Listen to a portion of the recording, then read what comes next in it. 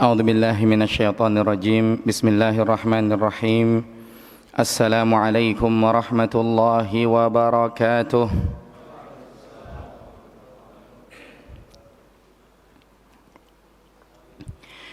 إن الحمد لله نحمده ونستعينه ونستغفره ونعوذ بالله من شرور أنفسنا ومن سيئات أعمالنا من يهده الله فلا مضل له ومن يضلله فلا هادي له وأشهد أن لا إله إلا الله وحده لا شريك له وأشهد أن محمدا عبده ورسوله لا نبي بعده فإن أصدق الحديث كتاب الله وخير الهدى هدى محمد صلى الله عليه وسلم وشر الأمور محدثاتها وكل محدثة بدعة وكل بدعة ضلالة وكل ضلالة في النار. Para jamaah yang dimuliakan oleh Allah Subhanahu wa taala, pada kesempatan malam hari ini, hari Ahad tanggal 5 Rabiul Awal tahun 1446 Hijriah atau 8 September 2024, kita melanjutkan kajian kitab Tauhid bersama dengan guru kita Syekh Muhammad At-Tamimi rahimahullah. Beliau adalah salah seorang ulama Ahlus Sunnah yang lahir pada tahun 1115 Hijriah. Kemudian kita mengikuti penjelasan dari guru kita Syekh Muhammad bin Shalih Al-Utsaimin rahimahullah dalam kitab beliau Al-Qaulul Mufid ala Kitabit Tauhid. Melanjutkan pertemuan yang sebelumnya, pembahasan kita pada kesempatan kali ini adalah di halaman 149. Kita masih dalam pembahasan bab 45. Di sini judul terjemahnya adalah siapa mencaci masa maka dia telah menyakiti Allah. Dan dalam naskah Arab dikatakan bab man sabbad dahra faqad adallah. Ringkasnya kita katakan menghina waktu sama saja menyakiti Allah. Kalau di naskah Arab man sabbad dahra, barang siapa yang dia ngata-ngatain waktu, faqad adallah, sama aja dia menyakiti Allah. Melanjutkan pertemuan yang sebelumnya, kemarin kita pada pertemuan yang pertama kita sudah bahas penjelasan judul. Disampaikan bahwa menghina waktu ini ada 4 model. Yang pertama, ada orang yang dia ngata-ngatain waktu tapi bukan dalam rangka menghina, akan tetapi sekilas info, kayak orang membahasakan tanggal muda sama tanggal tua. Ini hanya sekilas info, dia tidak ngata-ngatain waktu gimana-gimana gitu, maka ini tidak masalah. Kemudian ada yang kedua, ada orang menghina waktu, ngata-ngatain waktu, dia ngerasa memang dasar waktu itu yang bikin dia begitu, maka ini adalah syirik besar. Karena yang ngatur dia gimana-gimananya bukan waktu, akan tetapi Allah Subhanahu wa ta'ala. Kemudian yang ketiga, dia menghina waktu,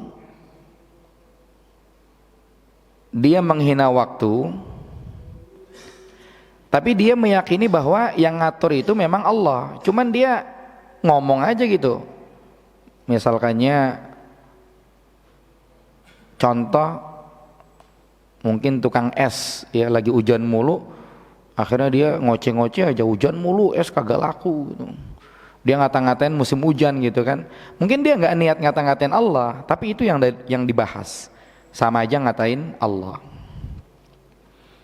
Tapi ini kita sudah sampaikan detail pada pertemuan yang pertama. Sekarang kita pertemuan yang kedua, kita akan lanjutkan pembahasannya. Terakhir kemarin kita sudah selesai membahas dalil yang pertama, yaitu firman Allah Subhanahu wa taala dalam Quran surat Al-Jasiyah ayat 24 di halaman 149. Allah berfirman, wa qalu ma hiya illa hayatuna dunya namutu wa nahya wa ma yuhlikuna illa ad-dahr wa ma lahum bidzalika min ilmin inhum illa yadhunnun. Kita lanjut dalil yang kedua. Diriwayatkan dalam Sahih Al-Bukhari dan Muslim dari Abu Hurairah radhiyallahu anhu bahwa Nabi sallallahu alaihi wasallam bersabda, qala Allahu ta'ala, Allah Subhanahu wa taala berfirman. Di sini diperhatikan model seperti ini, Nabi bersabda, Allah berfirman. Maka ini adalah namanya hadis qudsi, atau sebutan lain hadis ilahi, atau sebutan lain hadis rabbani, kata Syekh Muhammad bin Shalih Al-Utsaimin rahimahullah. Berbeda kalau bahasanya Allah berfirman, maka ini adalah kalamullah atau Al-Quran. Atau ketika bahasanya dari Abu Hurairah radhiyallahu anhu, Nabi bersabda bla bla bla, maka ini namanya hadis. Tapi kalau Nabi bersabda, Allah berfirman, ini namanya hadis qudsi atau hadis ilahi atau hadis rabbani. Sesuatu yang diriwayatkan dari Nabi sallallahu alaihi wasallam dari Allah Subhanahu wa taala. Dulu kita pernah bahas tentang penjelasan detail hadis qudsi ini. Ketika kita membahas tentang bab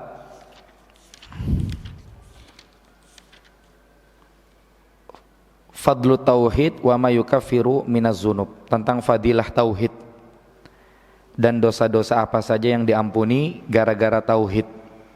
Mungkin nanti bisa dicek rekamannya insyaallah.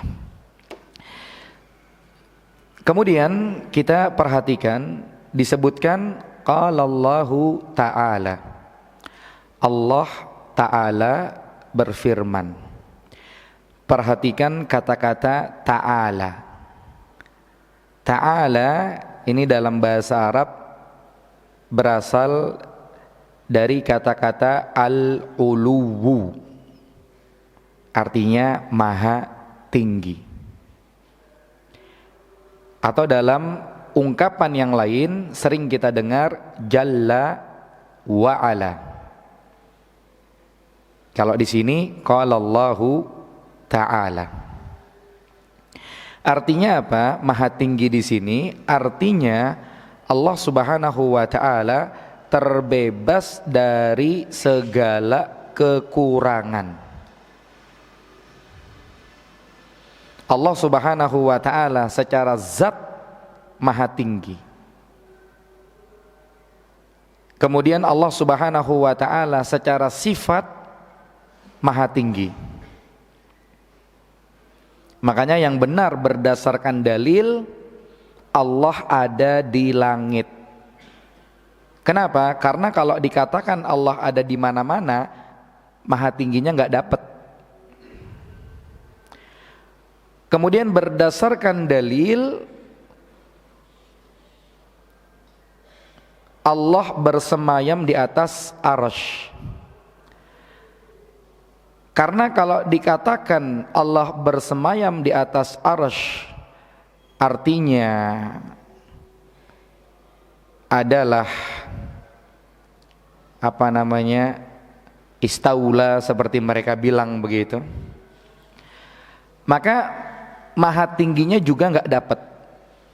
Sehingga yang benar Ahlus Sunnah menyebutkan tentang nama-nama dan sifat-sifat Allah berdasarkan yang disebutkan dalam Al-Quran dan As-Sunnah,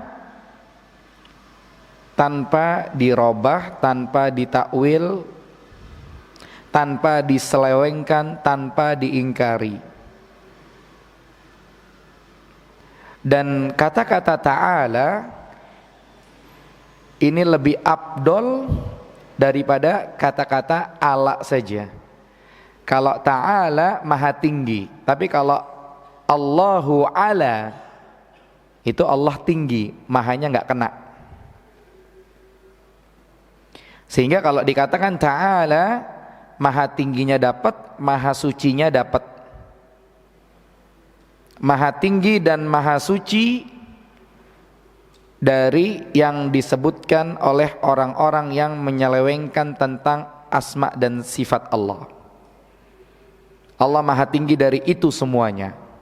Karena mereka mengatakan jangan dikatakan Allah bersemayam di atas arasy, berarti Allah butuh sama arasy. Allah maha kuasa, Allah tidak butuh kepada makhluk. Ini bahasa-bahasa mereka.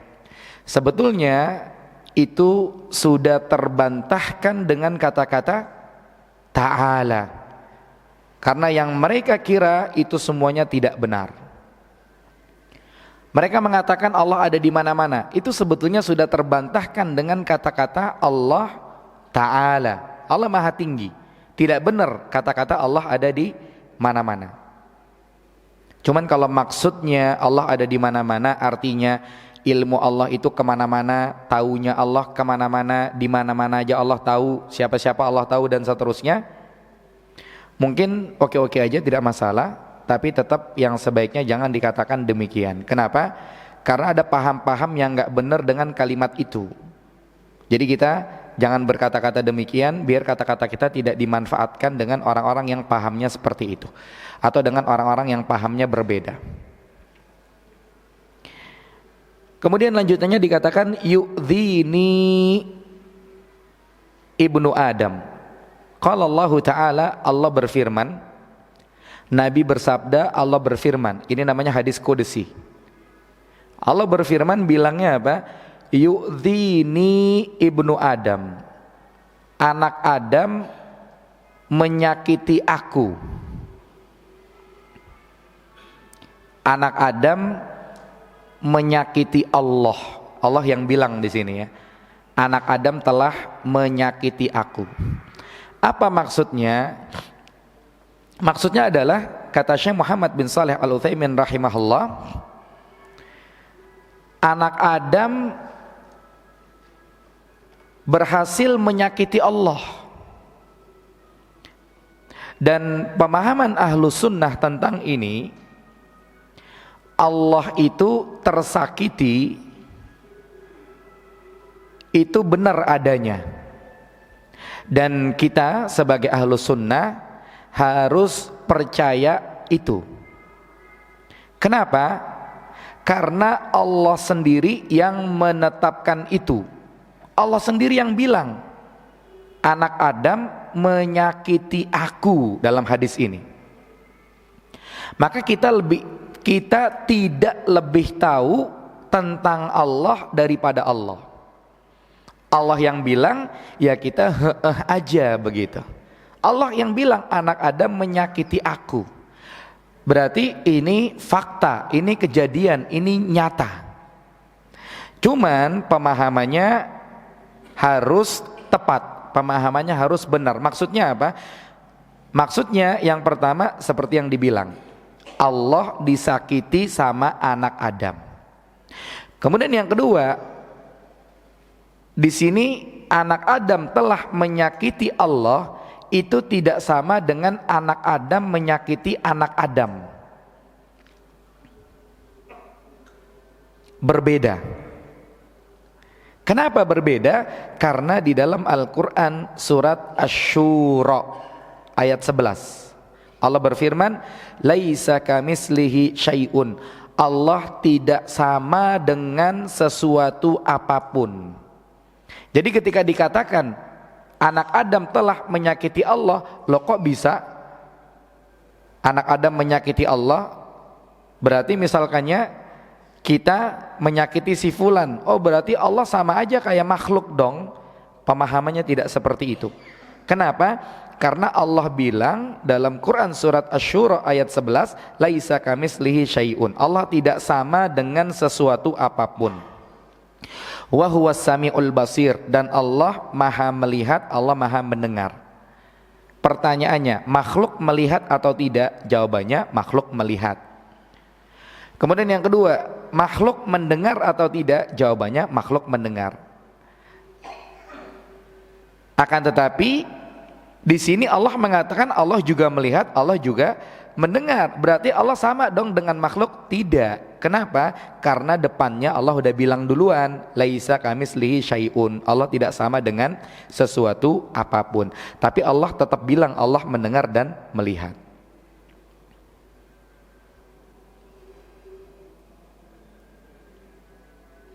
Makanya ditetapkan Allah mendengar, Allah melihat. Akan tetapi mendengarnya Allah, melihatnya Allah tidak sama dengan makhluk.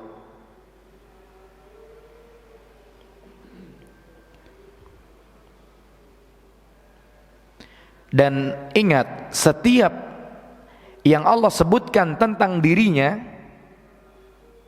itu kita tidak ada kemungkinan untuk nyamain dengan makhluk.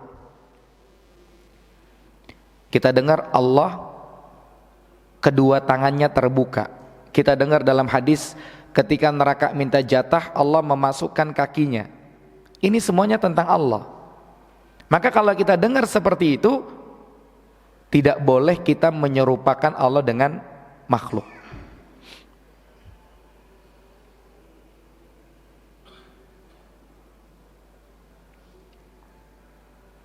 Kenapa? Karena kalau memang itu boleh,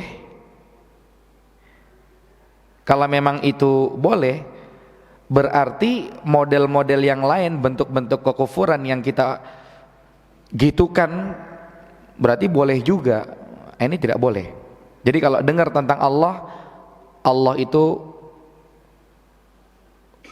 bersemayam di atas arsy, Allah itu begini dan seterusnya, ini tidak bisa disamakan dengan makhluk. Jadi yu'dhini ibnu Adam, anak Adam menyakiti aku, ini benar. Anak Adam bisa menyakiti Allah, akan tetapi berbeda dengan anak Adam menyakiti anak Adam, begitu. Nah, bedanya bagaimana? Ya mungkin kalau anak Adam menyakiti anak Adam, contohnya anak Adam nonjok anak Adam mukul anak Adam, ini kan menyakiti. Tapi apakah bisa anak Adam mukul Allah? Nggak bisa.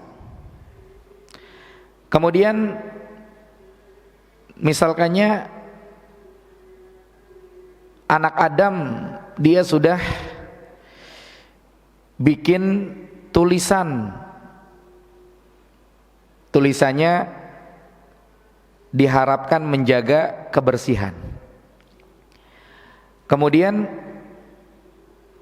tulisannya dicoret-coret atau ada yang nyopot, yang bikin tulisan tersakiti, begitu. Kira-kira itu seperti itu, menyakiti Allah.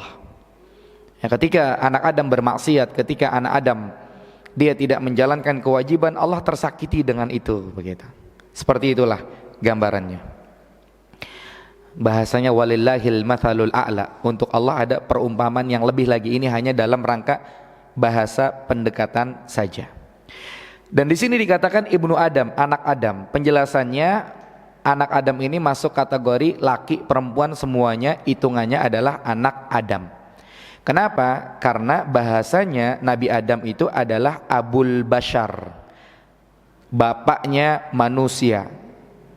Allah Subhanahu wa ta'ala telah menciptakannya berasal dari tanah. Kemudian Allah sempurnakan penciptaannya. Kemudian Allah tiupkan ruh. Kemudian Allah takdirkan para malaikat bersujud kepadanya, dan Allah ajarkan ilmu kepadanya yang tidak diajarkan kepada para malaikat. Dan sujudnya malaikat kepada Nabi Adam bukan kesyirikan, akan tetapi ini adalah perintah Allah. Sebagaimana kita nyium Hajar Aswad, bukan kita nyium batu. Sebagaimana kita keliling Ka'bah, bukan kita ngelilingin batu, akan tapi dalam rangka menjalankan perintah Allah. Nah, kemudian terkait anak Adam yang disayangkan, kata Syekh Muhammad bin Shalih Al-Utsaimin rahimahullah, ada pemahaman sesat tentang ini, yaitu mereka yang mengatakan bahwasannya anak Adam ini keturunan monyet. Ada pemahaman seperti itu. Mereka tidak mengatakan diciptakan dari tanah, mereka mengatakannya katanya keturunan monyet. Kemudian berkembang sampai cakep kayak orang-orang yang ada sekarang tersebar ini. Kata mereka begitu. Bahkan mereka mengatakan seiring berjalannya waktu nanti berubah jadi malaikat. Jadi dari monyet berubah jadi orang, ntar seiring berjalannya waktu berubah jadi malaikat. Pemahaman mereka begitu. Maka kata Syekh Muhammad bin Shalih Al-Utsaimin rahimahullah, pemahaman seperti ini tidak diragukan lagi, ini pemahaman kufur, pemahaman dusta secara terang-terangan karena menyelisihi Al-Quran. Maka kepada kita wajib mengingkarinya. Bahkan kita harus mengingkarinya secara tegas. Jadi kalau kita dorong-dorongan manusia diciptakan dari apa, kita bilang dari tanah. Kata dia, enggak, dari monyet, lu yang monyet gitu kan. Jadi harus tegas gitu kan, seperti itu. Nah, dan kita tidak boleh menetapkan itu. Jadi kalau ada yang orang paham gitu, kita ngomong sama dia otot-ototan, udah diajang monyet, kita mah nggak usah. Kita nggak monyet, kita diciptakan dari tanah.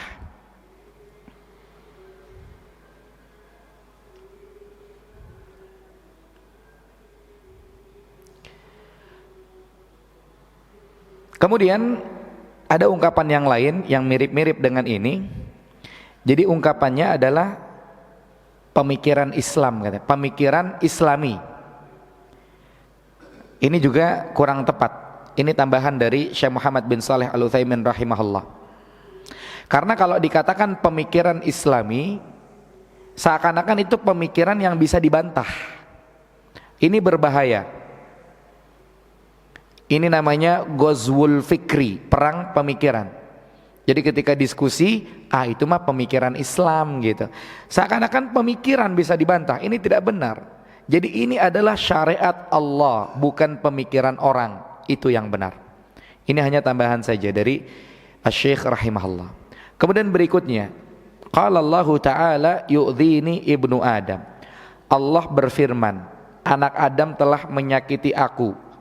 Yasubbud dahro, dia ngata-ngatain waktu. Ini kalimat penjelas.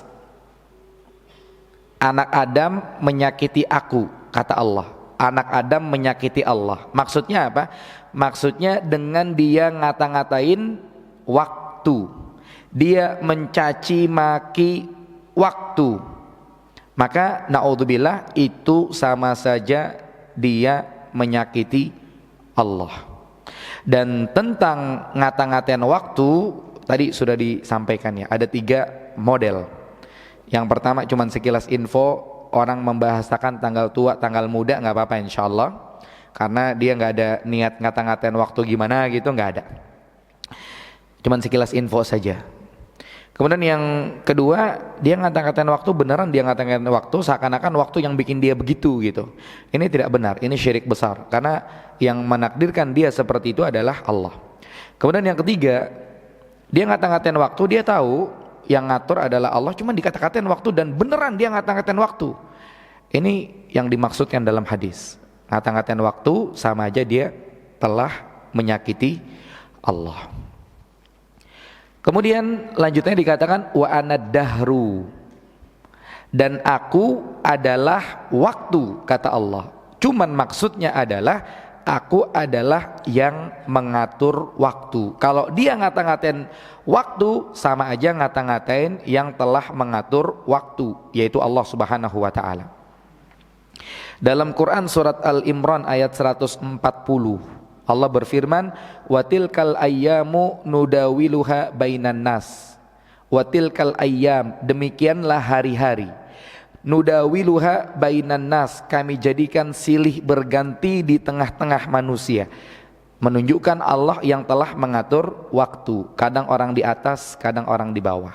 Biasa. Kemudian juga karena kata-kata berikutnya, uqallibul laila wan nahar, aku yang menjadikan siang dan malam silih berganti. Dan tidak dikatakan Allah itu adalah waktu. Kalau di sini bahasanya dahar. Di sini bahasanya wa anad dahar, aku adalah dahar, aku adalah waktu. Tidak dikatakan Allah adalah waktu, tidak. Akan tapi maksudnya Allah adalah yang mengatur waktu. Kalau ada yang mengatakan Allah itu adalah waktu, berarti musyrik. Berarti Allah ada dua, satu Allah, satu lagi dahar. Ini tidak benar. Kemudian ada penjelasan yang agak perlu pemahaman lebih di sini. Di sini Allah mengatakan wa anad dahar, aku adalah waktu. Maksudnya aku adalah pengatur waktu. Seakan-akan ini pakai bahasa majas. Kalau ada yang mengatakan bukankah majas tentang Allah, tentang Rasulullah itu tidak boleh, maka jawabannya adalah kata-kata ini hakikatnya adalah makna yang ditunjukkan di dalamnya. Makna yang ditunjukkan di dalamnya setelah dikatakan wa anad dahru adalah apa kata-katanya? Kata-katanya adalah uqallibul laila wan nahar, aku yang menjadikan siang dan malam itu silih berganti. Berarti siang dan malam adalah ad-dahr, tapi yang menjadikan silih berganti, yang menakdirkan itu adalah Allah, yang mengatur itu adalah Allah.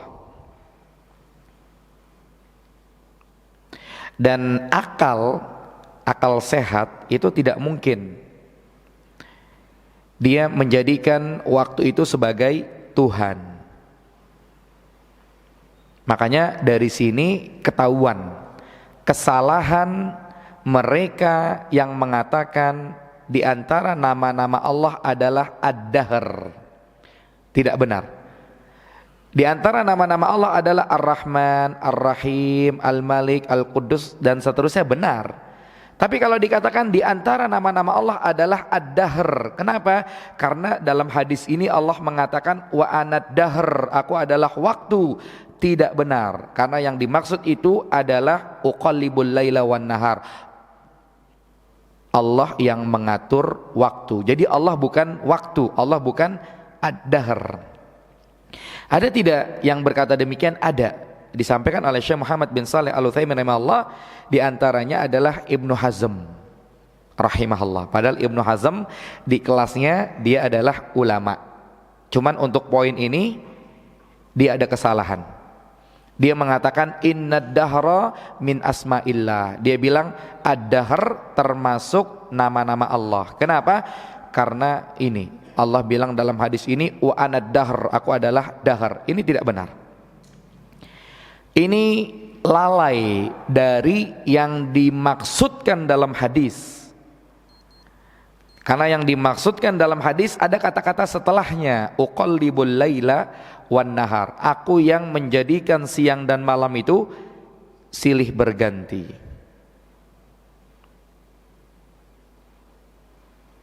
Kemudian juga di sisi yang lain, orang-orang yang ngata-ngatain waktu, mereka nggak ngata-ngatain Allah. Mereka memang pengen ngata-ngatain waktu. Ini dalam niatan mereka.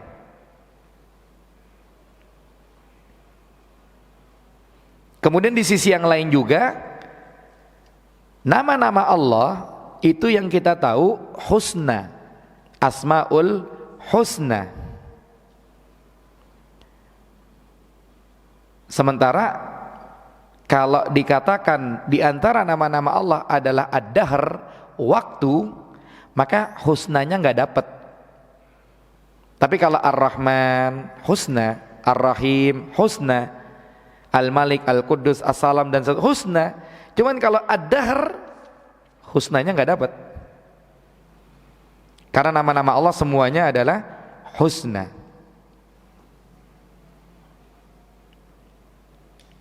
Jadi ad-dahr ini adalah salah satu nama waktu. Kayak contoh ya, al-asr, ad-dahr, az-zaman, al-waktu, ini semua sinonim. Jadi bukan nama-nama Allah, bukan. Sehingga itu terbantahkan. Kenapa? Karena secara yang dimaksudkan dalam hadis tidak seperti itu. Itu satu. Dalam hadis dikatakan wa anad dahr, tapi ada lanjutannya uqallibul laila wan nahar. Kemudian yang kedua, nama-nama Allah husna. Kalau dibilang di antara nama-nama Allah ad-dahr, husnanya nggak dapat.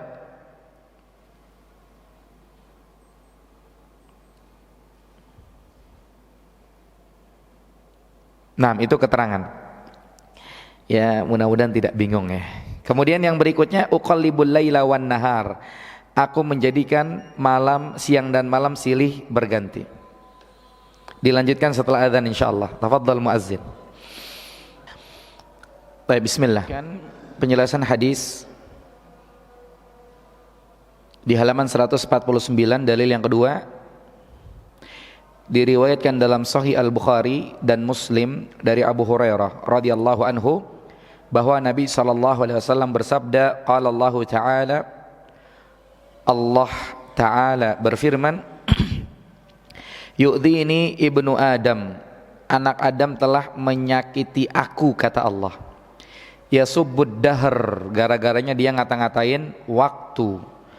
Wa anad dahr, sementara aku adalah waktu. Tapi maksudnya aku adalah yang mengatur waktu. Taunya dari mana? Taunya dari kata-kata selanjutnya, uqallibul laila wan nahar. Aku yang mengatur siang dan malam, menjadikannya silih berganti. Yang mengatur itu adalah Allah Subhanahu wa taala. Dikatakan uqallibul laila wan nahar. Aku yang telah mengatur, menjadikan malam datang silih berganti. Di sini yang diatur apanya? Kalau mau dijelaskan, yang diatur semua-muanya. Jadi Allah Subhanahu wa taala mengatur siang dan malam semua-muanya. Dari apanya. Mungkin kalau bahasa kita, segala tetek bengeknya semuanya ngatur adalah Allah Subhanahu wa taala. Setiap jamnya, setiap harinya, setiap pekannya, setiap bulannya, setiap tahunnya, semua yang mengatur kejadian-kejadian dan semua yang ada di dalamnya adalah Allah Subhanahu wa taala. Gambarannya Allah sebutkan dalam Quran surat Al-Imran ayat 26. Allah berfirman, qulillahumma, katakanlah Allahumma, ya Allah, malikal mulki, Allah Subhanahu wa taala malikal mulki, Allah adalah raja di raja.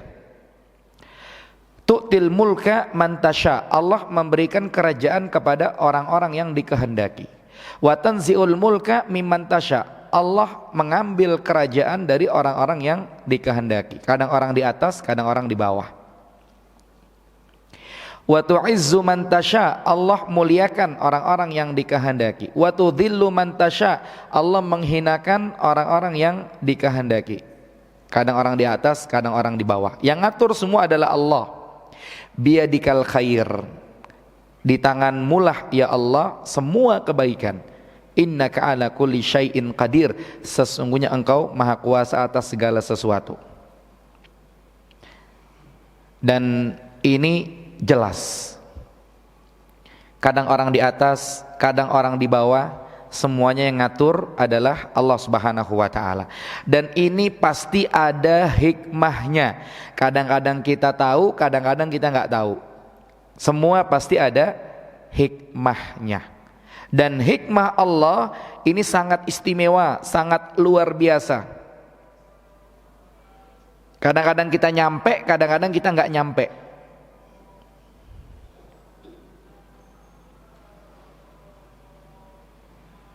Maka dengan kita lihat bagaimana kekuasaan Allah Subhanahu wa taala, hendaknya kita takut kepada Allah dan kita kembali kepada Allah. Kita harus rajin beribadah kepada Allah. Mungkin bahasanya kita harus rajin ke masjid, kita harus rajin sholat, kita harus rajin amal soleh, kita harus baik sama orang, karena orang-orang ini adalah makhluk Allah. Dalam hadis dikatakan irhamu man fil ardi yarhamukum man fis sama. Kalian harus baik sama orang yang ada di bumi, nanti yang ada di langit baik juga sama kalian, seperti itu. Kemudian disebutkan dalam riwayat lain, la tasubbud dahra fa innallaha huwad dahru. Kalian jangan ngata-ngatain waktu, karena Allah adalah yang mengatur waktu.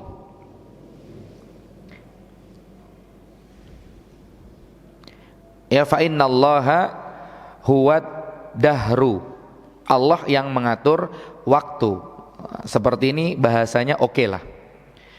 Karena ada disebutkan dalam riwayat yang lain, bahasanya bukan fa innallaha huwad dahru, tapi bahasanya fa innad dahru huwallah. Waktu itu adalah Allah. Seperti ini tidak tepat. Jadi yang lebih tepat adalah Allah yang mengatur waktu.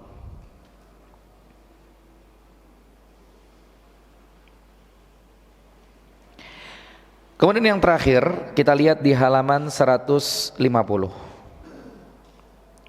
Nah, di sini kita lihat coba di catatan kaki ya, di halaman 149 tentang la tasubbud dahra fa innallaha huwad dahru. Dikatakan orang-orang jahiliyah kalau mereka tertimpa suatu musibah atau mereka tertimpa bencana atau malapetaka, mereka ngata-ngatain waktu. Maka Allah melarang hal tersebut. Kenapa? Karena yang menciptakan dan mengatur waktu adalah Allah. Sedangkan menghina pekerjaan seseorang berarti menghina orang yang melakukan pekerjaan itu. Menghina waktu berarti sama aja menyakiti Allah. Dengan demikian mencaci waktu berarti menyakiti Allah. Nah, ini yang disebutkan dalam catatan kaki. Kita lihat di halaman 150 kandungan bab ini. Yang pertama, dilarang ngata-ngatain waktu. Kenapa dilarang? Karena tadi kita simak Allah bilang dalam hadis qudsi, la tasubbud dahra, kalian jangan ngata-ngatain waktu. Karena kalau kita tidak tahu ini, kadang-kadang lisan kita enteng ya. Tahu-tahu ngomel-ngomel nggak jelas sama musim panas atau musim hujan, atau ini nggak boleh. Seseorang harus mengetahui itu. Kemudian yang kedua, ngata-ngatain waktu berarti menyakiti Allah. Kenapa?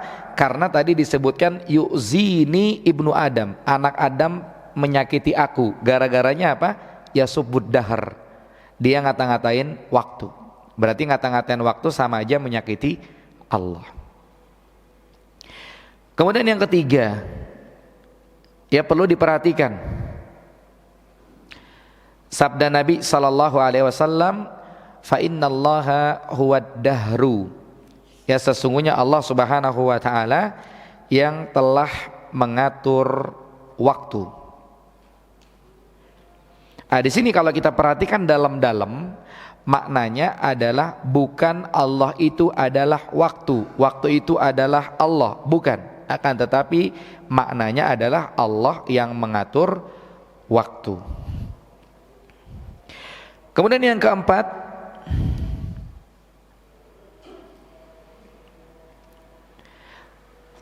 dia tetap statusnya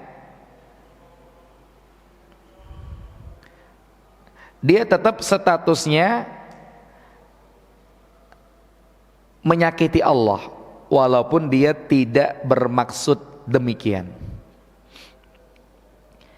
Jadi dia tidak bermaksud ngata-ngatain Allah, tapi dia ngata-ngatain waktu, cuman statusnya menyakiti Allah. Kenapa? Karena Allah membahasakan dalam hadis, yu'zini ibnu Adam yasubbud dahr. Anak Adam telah menyakiti aku gara-garanya dia ngata-ngatain waktu. Walaupun dia tidak niat ngata-ngatain Allah, dengan dia ngata-ngatain waktu, sama aja dia menyakiti Allah. Ini kalau di sini dikatakan dalam terjemahan poin nomor 4, mencaci mungkin saja dilakukan seseorang tanpa bermaksud demikian dalam hatinya. Yang tadi kita sampaikan penjelasannya. Kemudian kalau mau ditambah satu lagi sebetulnya kata Syekh Muhammad bin Shalih Al-Utsaimin rahimahullah, yaitu apa? Yaitu tafsir dalil yang pertama, surat Al-Jasiyah ayat 24. Ini disebutkan ya, waqalu ma hiya illa hayatuna dunya namutu wa nahya wa ma yuhlikuna illa dahr wa ma lahum bidzalika min ilmin inhum illa yadhunnun. Ini sudah dibahas pada pertemuan yang pertama kemarin.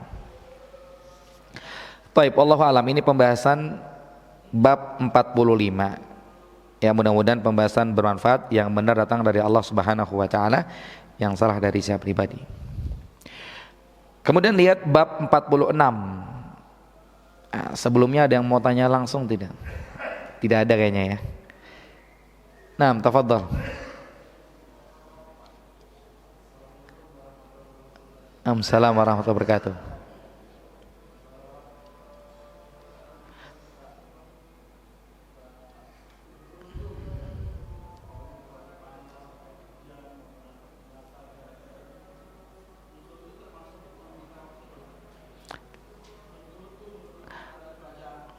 Oh, kadang-kadang kita suka kadang-kadang kita suka gerutu. Ketika kita gerutu, apakah kita termasuk menghina waktu? Maka kita ingat pembahasan yang tadi disampaikan pertama. Orang ketika gerutu soal waktu ada 3 model. Yang pertama sekilas info. Yang kedua, dia ngerasa memang waktu yang bikin dia begitu. Yang ketiga, dia memang ngata-ngatain waktu, kagak niat ngata-ngatain Allah. Yang pertama, dia gerutu cuman sekilas info, ya kagak ngapa-ngapa. Kenapa kok mukanya melempem gitu kan? Biasa tanggal tua gitu kan. Dia gerutu tuh, tapi dia nggak ada ngata-ngatain waktu kan, gerutu aja. Maka nggak apa-apa, sekilas info saja. Kok mukanya layu gitu kan? Tanggal tua biasa. Gitu. Mukanya sekarang berbunga-bunga nih, tanggal muda gitu kan. Sekilas info nggak apa-apa, nggak ada kaitan dengan waktu itu ngasih dia rezeki, nggak ada. Tapi yang kedua, kalau dia ngata-ngatain waktu, seakan-akan waktu yang bikin dia sial, syirik besar. Karena yang ngatur kebaikan yang datang dengan keburukan yang datang itu adalah Allah gitu. Kemudian yang ketiga, kalau dia gerutu asal gerutu, itulah yang sama dengan menyakiti Allah dalam pembahasan. Jadi gerutu betul-betul dia kayaknya marah bener sama waktu gitu kan. Hujan mulu, dagangan sepi. Hujan mulu, kerja ribet jadi pakai jas hujan. Gerutu itu kan. Dia ngata-ngatain waktu hujan gitu. Itu sama dengan menyakiti Allah. Makanya hati-hati kita dalam keseharian kita. Kita nggak tahu. Karena sebagaimana pernah disampaikan, orang melakukan kesyirikan kadang-kadang tidak dirasa gitu. Jelas insyaallah. Wallahu a'lam. Baik, bahasan berikutnya ini bab 46. Menggunakan gelar qadhi al-qudat, hakim para hakim dan yang semacamnya. Bab at-tasammi biqadil qudat wa nahwihi. Berarti ini pembahasan soal penyebutan hakimnya para hakim. Atau kalau kita lihat kandungan bab ini di halaman 151 di poin pertama, dikatakan dilarang menggunakan gelar raja di raja. Mungkin sekilas ini pembahasan sederhana, ngapain gituan aja dibahas gitu kan. Tapi ini keterkaitan dengan bagaimana nilai-nilai ketauhidan seseorang kepada Allah. Jadi sederhana-sederhana pembahasan penting gitu kan. Nah, kita harus menyimak pembahasan ini. Tapi nanti insya Allah lanjutannya pada pertemuan berikutnya. Jadi jangan dianggap remeh ya pembahasan demi pembahasan dalam kitab tauhid, karena ini mempengaruhi bagaimana nilai-nilai ketauhidan seseorang kepada Allah. Jadi kita jangan nganggap pembahasan gitu doang, gitu aja, enggak. Tapi ini gini-gini pembahasan penting, dan tetap kita harus simak pembahasannya, kita harus baca, kita harus ikuti, kita harus pahami, agar kita terjaga nilai-nilai tauhidnya kepada Allah Subhanahu wa taala. Wallahu a'lam. Insyaallah kita ketemu lagi nanti pada pertemuan berikutnya. Sampai di sini kita tutup dengan doa kafaratul majlis. Subhanakallahumma bihamdika asyhadu an la ilaha illa anta astaghfiruka wa atubu ilaik. Assalamualaikum warahmatullahi wabarakatuh.